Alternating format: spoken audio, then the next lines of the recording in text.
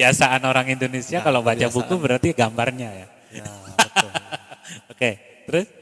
Ya, paling enggak seperti itulah. Jadi terkadang apa yang menurut kita itu adalah sesuatu yang eh, apa ya? Bahwa kita benar-benar ingin care loh sama mereka. Belum tentu itu adalah suatu kebutuhan mereka. Gitu. Nah, Ini bisa jadi satu catatan ya kalau misalkan sekarang orang Indonesia itu memang kadang-kadang kalau kita pergi ke Kute atau pergi ke beberapa lokasi. persis. Karena kalau berjualan itu kan maksa. Nah, Ya, menawarkan sesuatu apalagi kalau ngelihat wisatawan itu kayak uang aja gitu. iya. Nah, gimana menurut Mas Berry kalau yang itu? Itu kan keterbiasaan masyarakat kita lagi kembali ya. Makanya apa? Kita itu sebenarnya terlalu seperti mengemis, merendah dan begitu banyak alasan agar gimana ini. Itu hanya sekedar apa namanya? Mungkin dia hanya memahami metode penjualannya dengan hal seperti itu. Oke. Tapi kalau misalnya kita berpikir untuk tidak merendahkan hal yang lain ketika ingin menjual produk yang kita jual misalnya itu bisa saja misalnya itu saya menceritakan tentang desa saya berada dari desa Sukarar, desa saya bla bla bla begini-gini, perekonomiannya begini segala macamnya, biasanya ibu-ibunya menenun di sini hasilnya dengan proses yang begitu lama dengan penjelasan yang baik, panjang lebar segala macamnya. Tamu itu tidak akan beli produknya, yang dibeli penjelasan Prosesnya. proses itu. Jadi ada kalau Oke. Simon Sinek namanya kalau nggak salah, Iya. salah satu ini inspiring people, inspiring leader gitu. Nah saya tertarik di itu. Jadi ini juga baik sekali kalau kita terapkan dalam kehidupan usaha atau kehidupan kita sekarang. Biasanya kita itu menjual sesuatu itu menjual apanya, Oke. atau menawarkan sesuatu menawarkan apanya. Oke. Gitu. Contoh, nah ini ada golden circle nih, gitu. Ada what, gitu, how, why. Why-nya di tengah. Alasannya itu belakangan biasanya. Kita tawarkan tuh, sir, I have sarong, scarf, nice. Oke. Ya, oh this is make from misalnya natural color. Gitu. Oh, I need money for school. Itu alasan kan. Ya. Gitu. Bisa saja tamu seperti itu kan merasa terganggu atau apa. Ya. Tapi kalau itu dibalik misalnya alasan itu dulu, gitu. Seperti misalnya menceritakan filosofi dari keberadaan lingkungannya atau apa segala macamnya dengan tidak merendahkan misalnya gitu, tapi apa adanya. Terus masuk ke ranah produk ini dan sedikit demi sedikit itu biasanya pengerjaannya seperti ini di sini. Seperti dia bercerita gitu. Tanpa dijelaskan bahwa itu produk, itu sudah jadi apa gitu. Oke. Nah, artinya di golden circle ini people don't buy what, people buy why dibilang itu. Oke. Itu pernah saya terapkan pas masih SMA di Pringgasela. Sampai saya masih pada saat itu sama-sama teman lokal guide juga. Beda dia ketika tamu kalau sudah menawar sesuatu, berarti dia menawar sesuatu itu misalnya harga nih, dia bargain. Berarti secara kita penjelasan atau Belum penawarannya belum sampai. Pesannya belum. Pesannya Filosofinya belum.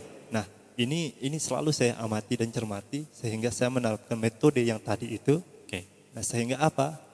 Setinggi harga apapun produk tenun di Desa Pringgasela itu tidak pernah ini. Mereka kan sungkan menawar. Karena apa? Mereka mengapresiasi proses penjelasan segala macamnya. Kadang kalau kita hanya menawarkan ini sarung Bu, misalnya kayak orang di Kudo atau apa, saya mau pakai sarung apa di negara saya? Oke, karena misalnya. mungkin kita gagal menyampaikan nilai dari barang yang kita jual. Nah, sekarang saya mau ke The Guru ini. Dari apa yang dijelaskan panjang tadi dari sesi pertama kita ini oleh Mas Berry, kira-kira menurut The Guru ini kenapa? Lalu apa yang harus dilakukan untuk memperbaiki kondisi kita saat ini demi apa yang harus dilakukan paling tidak untuk dunia pariwisata kita? Ada apa sebenarnya? Lalu apa langkah-langkah yang bisa kita lakukan?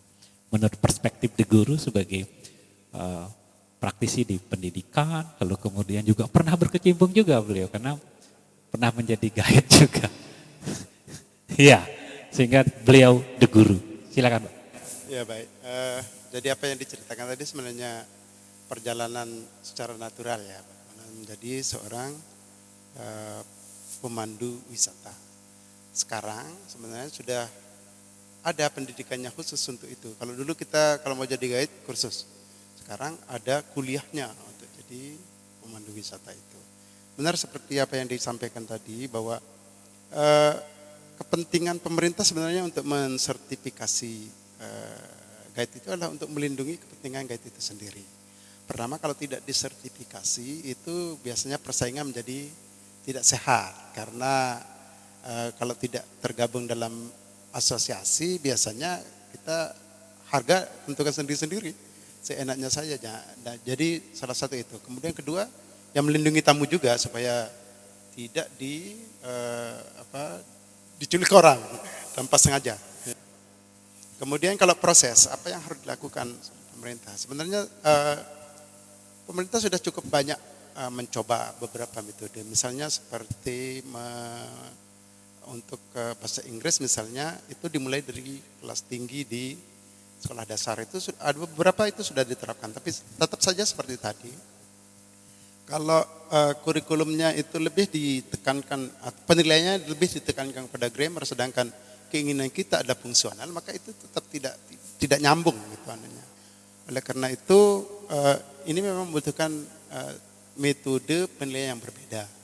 Kalau memang fungsional pembelajarannya, maka ujiannya fungsional. Tapi kalau fungsional bahasa ini kan agak lama, prosesnya agak lama. Karena kalau kita ujian menguji hasil daripada pembelajaran selama 3 tahun, katakan kita misalnya ingin kemampuan mendengar, kemampuan berbicara, itu kan artinya ini siswanya harus diajak berbicara sekian lama, baru kemudian bisa dinilai seberapa besar tingkat kemampuannya. Oleh karena itu seperti yang saya sampaikan tadi, maka harus ada perubahan besar di dalam pendidikan terutama bahasa asing. Kemudian apa yang dilakukan oleh pemerintah daerah Lombok Timur saat ini sebenarnya sudah ada roadmap-nya. Ya. Jadi pemerintah daerah Lombok Timur saat ini sudah membuat kampung Inggris namanya. Ya, meskipun kemudian kalau di Titik Batu, kalau misalnya saya ditanya tentang apa dan bagaimananya, saya juga memiliki pemikiran sendiri sebenarnya bahwa kampung Inggris itu tidak bisa dibentuk sebenarnya. Kampung Inggris itu harus lahir dari proses yang panjang yang dilakukan oleh masyarakat itu sendiri. Jadi kalau tiba-tiba dibentuk, bisa jadi seperti tadi, masyarakatnya tidak siap, tenaganya tidak siap.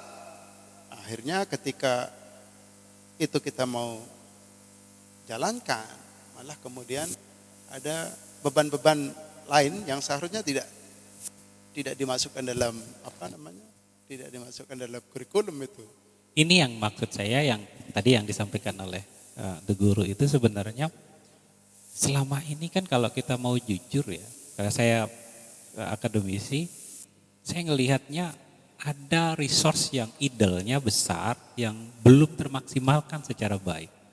Kalau di perguruan tinggi itu ada tridharma, pengajaran, penelitian, pengabdian, itu yang disampaikan. Nah, saya dengar kalau misalkan kampung Inggris itu butuh anggaran sampai 1 miliar misalkan. Saya ngebayangkan kalau desa-desa wisata kemudian melakukan kerja kemitraan dengan perguruan tinggi, tetapi polanya berkelanjutan, ya, maka tadi itu tidak bisa dibentuk sesaat dengan hanya mengeluarkan uang, karena proses pembelajaran itu soal kontinuitas. Kalau saya menyebutnya desa ramah bahasa. Bagaimana desa-desa wisata itu programnya, misalkan kampus membuat program desa ramah bahasa.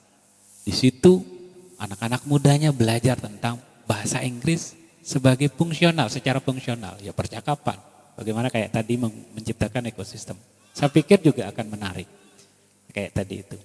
Tetapi tentu ini butuh perjuangan yang panjang. Perguruan tinggi kita saya pikir banyak sekali lah di sini.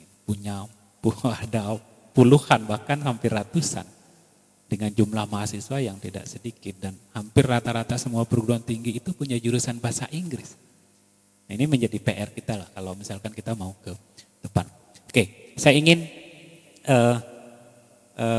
kembali ke Mas Berry soal kalau kita bicara kondisi hari ini, kan ini sudah tentang pengalaman yang bagus. NTB hari ini masuk menjadi salah satu dari 10 destinasi wisata yang sedang dikembangkan oleh pemerintah Indonesia melalui mekanisme CAKE. Nah, apa sebaiknya yang harus disiapkan?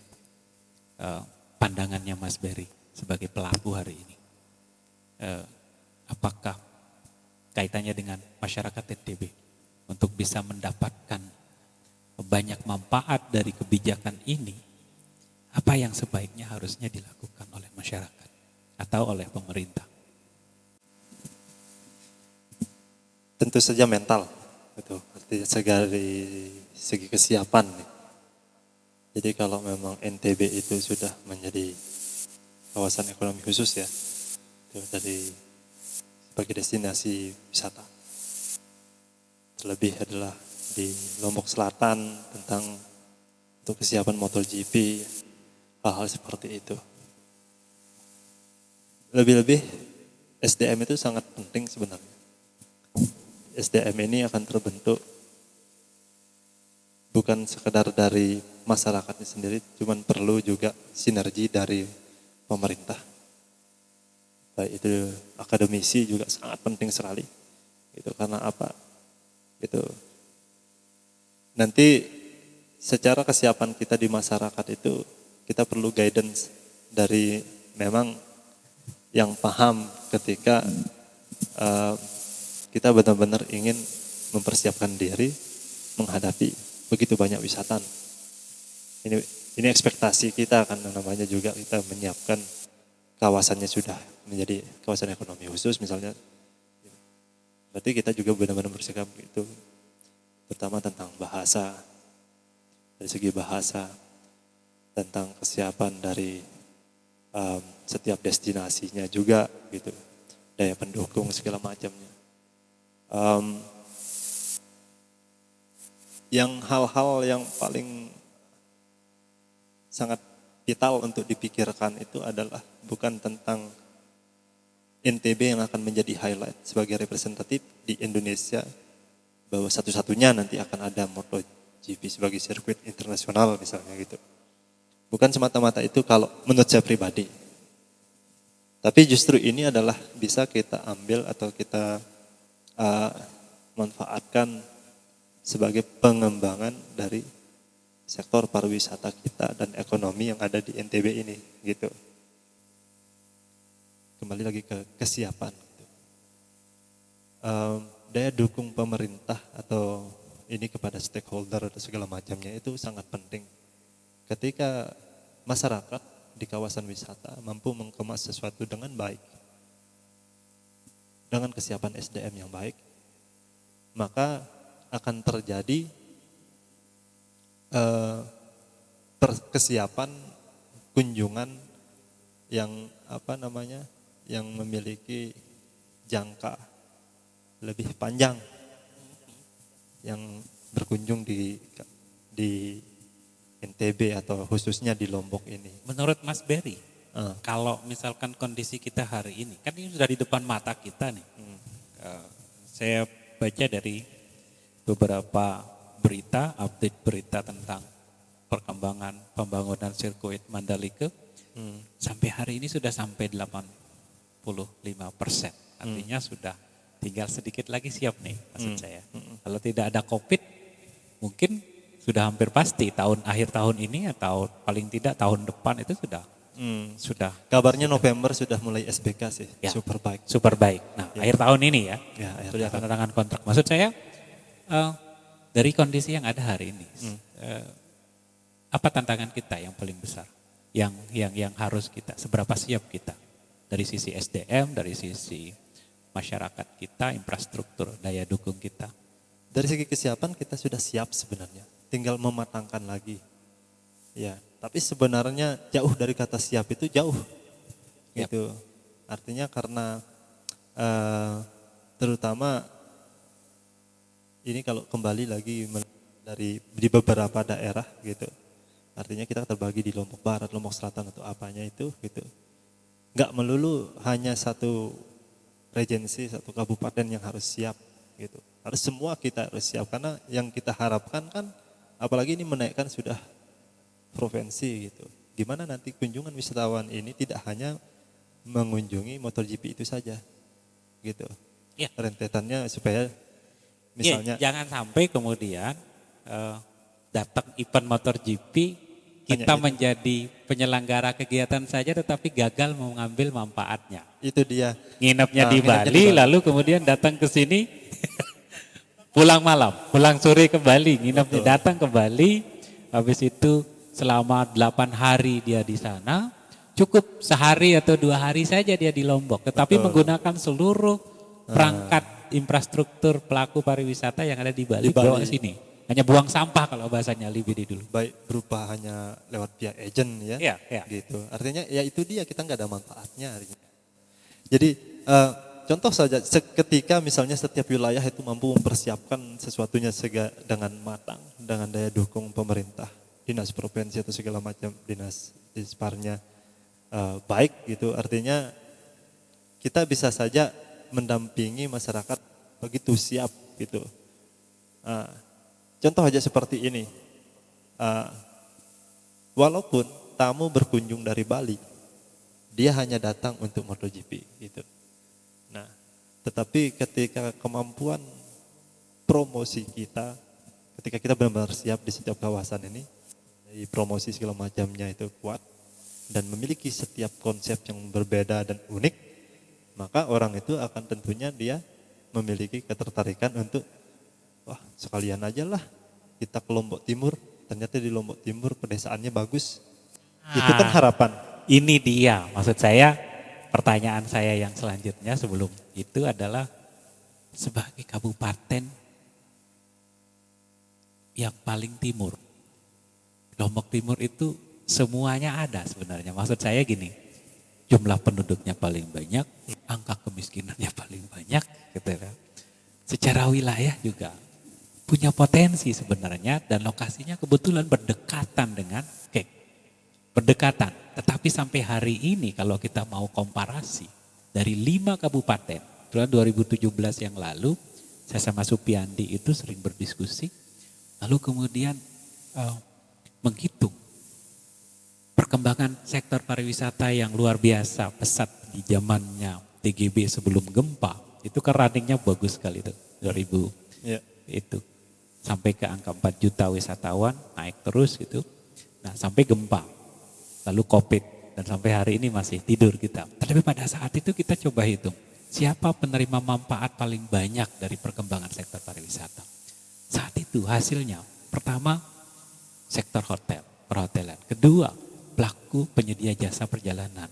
Ketiga pengelola destinasi. Keempat baru penyedia jasa oleh-oleh dan warung makan. Nomor 5 itu adalah masyarakat. Ini persoalan. Kemudian dari sisi daerah, kabupaten kota, siapa yang paling banyak menerima manfaat? Ternyata Kota Mataram, ya, Lombok Barat, KLU, Ya. Lombok Tengah, sekali Lombok Timur itu nomor 5 maksud saya. Nah, angka ini menunjukkan bahwa memang setiap di pintu-pintu masuk ketika wisatawan datang, yang menjemput itu mereka datang langsung dibawa ke Mataram karena infrastruktur hotel banyak di Mataram. Betul. Ya kan? Kalau pun mereka datang ke sini itu datang dengan menggunakan jasa yang di Lombok yang di Lombok Tengah, di Lombok Barat, Kota Mataram mau datang ke sini. Kalau pun mereka nginep itu terusan penerima upah bayaran dan segala macamnya. Kalaupun ada sisa manfaat ke masyarakat itu kecil. Nah ini menjadi persoalan kita. Ya. Sekarang sebaiknya bagaimana menurut Mas Berry? Apa persoalan paling besar sebelum saya nanya nanti ke The Guru ini soal ini? dari sisi praktisi pengalaman Mas Berry, apa masalah kita dan apa yang harus kita lakukan? Mungkin masih fokus hanya di satu hal aja mungkin. Lupa cara untuk jemput bola dan baik. Nah, Ya, bahwa kalau kita pikir-pikir pariwisata itu sangat siklus kan. Dia begitu multiplier effect seperti yang sudah sebutkan tadi. Bagi saya kalau pribadi itu adalah yang justru yang paling utama.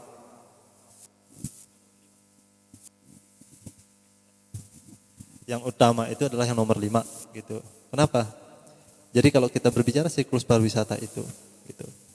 Wisatawan datang ke suatu wilayah karena ketertarikan destinasinya, keunikannya atau apapun itu gitu. Itu hanya daya dukung yang namanya ada hotel, walaupun secara ini dia unggul di manfaatnya yang untungnya, yang lebih untung itu seolah itu gitu. Nah, restoran, hotel perlu restoran karena wisatawan butuh makan. Restoran juga butuh menyediakan segala logistik misalnya, di pangan segala macamnya bisa diambil di pasar. Pasar ini kan adanya petani, adanya ternak segala macamnya. Yang paling mempengaruhi itu, paling berpengaruh artinya kalau misalnya kita lemah juga, bawah tidak mungkin itu. Nah, artinya gini, jadi sangat menguntungkan itu. oke. Lombok Timur. Sekali lagi, Lombok Timur. Ini saya mau nanya tapi The Guru ini harus menjawabnya dalam perspektif yang objektif. Artinya begini, persoalan pariwisata kita ini kan Lombok Timur ini kan selalu nomor urut 5 nih, nomor urut 5. Selalu kalau kita bicara kabupaten kota selalu nomor urut 5. 5. Tapi apakah kemudian apa sebenarnya kalau melihat ini menurut The Guru ini apa yang harus dilakukan sih sebenarnya? Kita punya 254 desa dan kelurahan. Dan dia tersebar di daerah pesisir dan lereng gunung yang punya potensi secara dari sisi sektor pariwisata, entah dari sisi alamnya, entah dari sisi pantainya, entah dari sisi budayanya. Sementara kita selalu nomor urut akhir ini. Apa yang salah atau apa yang harus dilakukan untuk mengubah supaya ini bisa? Ya, kalau saya diminta objektif, kita mungkin katakanlah kita salah urus ya dalam pariwisata ini. Kenapa saya mengatakan begitu? Misalnya, ketika ada di kawasan Mandalika itu akan dibangun sirkuit, sebenarnya kita sudah harus bersiap. Karena seperti yang kita baca datanya itu misalnya untuk penonton GP, MotoGP itu kira-kira diperkirakan 150.000 orang. 150.000 orang ini kan butuh penginapan. Sedangkan jumlah kamar saat ini itu menurut datanya itu baru sekitar 5.000 lebih sedikit. Itu artinya angkanya hanya 3% dari yang seharusnya 150.000. Oke, katakan kalau misalnya satu kamar itu dihuni 2 orang, itu artinya baru ini kan hanya 6%. Nah, ini kan jumlahnya sangat-sangat banyak ini yang membutuhkan. Oleh karena itu persiapannya apa? Pertama mempersiapkan masyarakat seperti yang disampaikan tadi. Karena kebutuhan selain itu ya saya ingin ini kembali lagi. Selain penginapan, mereka juga butuh transportasi pastinya. Kemudian butuh pemandu wisata. Kemudian seperti kita katakan tadi, tentu saja kita tidak ingin, kita bukannya mau bersaing sama Bali dan secara tidak sehat ya. Saat ini kita harus belajar dari Bali bagaimana membuat wisatawan itu betah di Lombok. Salah satunya adalah misalnya membuat aktivitas yang menarik bagi mereka. Nah ini kan tidak pernah dipersiapkan. Di Lombok Tengah 2 tahun yang lalu, itu pemerintah, saya tidak tahu mekanismenya seperti apa, tetapi ada sekitar 10 desa di lingkar Kute itu menganggarkan dari ADD-nya untuk kursus bahasa Inggris. Kemudian yang kedua ada kursus housekeeping. Mereka lakukan itu. Saya tahu itu karena saya berkunjung ke salah satu penyelenggara kursus dan saya mendapatkan informasi itu. Nah, apakah itu ada di Lombok Timur? Nah, ini kan saya tidak tahu. Adanya kampung Inggris itu, apakah itu termasuk salah satunya? Kemudian yang kedua, yang kita persiapkan adalah seharusnya yang kita persiapkan adalah daerah yang dekat. Yang paling dekat dengan Kute itu di kita itu adalah Batu Nampar, Pene, ya, itu ya. Tapi yang dipersiapkan itu EKAS. Padahal secara jarak, ya, EKAS itu sangat jauh dari Kute. Saya bukan Muter dulu. Ya, saya bukan mengatakan bahwa EKAS itu tidak perlu dikembangkan, tetapi sepertinya kalau mengembangkan EKAS kemudian berharap bahwa tamu-tamu GP itu akan menginap di sana, saya kira agak sulit, gitu ya. Meskipun tidak mustahil, tergantung marketingnya kan. Bagaimana cara marketing? Oke, gitu. Kemudian seharusnya kita juga tidak hanya melatih bahasa, tapi juga housekeeping tadi. Karena sebenarnya masalah akomodasi itu bisa diatasi dengan melatih orang-orang atau mempersiapkan orang-orang untuk mempersiapkan tempat tinggalnya sebagai homestay, semacam homestay gitu. Jadi orang sudah terlatih bagaimana mempersiapkan kamar untuk tamu, baik itu domestik maupun mancanegara. Kemudian mereka juga memiliki attitude yang kira-kira bisa welcome. Kemudian juga bisa mempersiapkan kuliner, meskipun ya, kalau kuliner ini mungkin untuk yang domestik, kalau untuk mancanegara kayaknya agak sulit. Tapi paling tidak kita punya arah sana gitu. Kemudian tentu saja transport tadi, bagaimana mempersiapkannya dan lain sebagainya. Saya kira banyak hal yang harus dilakukan. Dan ya selain kampung Inggris, saya tidak melihat persiapan yang lain. Oke, ini yang saya bilang tadi. Beberapa tahun yang lalu saya selalu menyuarakan, hanya saja soal eksekusinya. Misalkan kenapa kampus itu tidak didorong, ya programnya ya tadi itu. Kalau yang dilakukan itu misalkan selain bahasa Inggris itu kan sebenarnya masalah kita menurut saya ada apa program-program yang kita tawarkan lewat kampus yang bisa dilakukan kampus secara berkelanjutan dengan pola bina desa. Satu misalkan desa ramah bahasa, homestay berbasis rumah kayak tadi itu. Bagaimana menyiapkan? 3 desa ramah wirausaha dalam rangka bagaimana mengidentifikasi potensi produk-produk lokal untuk bisa mensuplai ya, kebutuhan-kebutuhan dari wisatawan itu sendiri.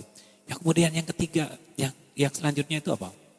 Ada sejarah destinasi wisata berbasis riset yang bisa dilakukan sebagai buku saku bagi pramu wisata, bagi guide untuk memberikan penjelasan kepada wisatawan yang datang supaya tidak hanya apa daya tariknya, apa yang dilakukan, apa yang dilihat gitu kan. Lalu apa yang bisa dipelajari lah paling tidak. Ya kalau juga pulang dengan membawa pengetahuan baru gitu kan. Ini kan menjadi menarik ketika mereka nginap di rumah masyarakat lalu kemudian, bayangan saya sih begitu. Karena yang pariwisata yang betul-betul full impact kepada masyarakat secara ekonomi itu adalah pariwisata yang dikelola berbasis masyarakat. Nah, bagaimana dia masak ini sambal colet misalnya, sambal terasi. Kayak bahasanya apa yang disampaikan Mas Berry. Bukan produknya, tetapi bagaimana filosofi dari sambal coletnya itu sendiri. Ya kan? Nah, kalau Sade bisa sukses dengan menjual proses rumah adat yang menggunakan kotoran sapi sebagai lantai misalkan, dan itu terkenal. Tetapi kan ini soal cara menjual.